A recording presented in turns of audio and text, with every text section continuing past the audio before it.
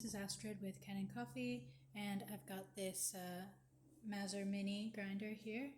And so the customer was having some issues with clumping and not dispensing the right amount of coffee. So I found that the screen here, the anti-clumping screen, just was a little bit damaged, and so I replaced that screen with a new one. And then I also replaced the burrs. So here are the old ones, and I've replaced those with the new one. So let me grab a container and then I'll show you the grinder in action. Alright, so I've got a container here, and it should be at just about the finest setting right now. So it's just the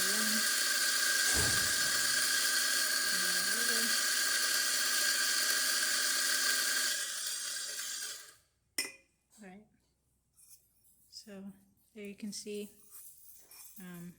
it's kind of fine enough to hold its shape.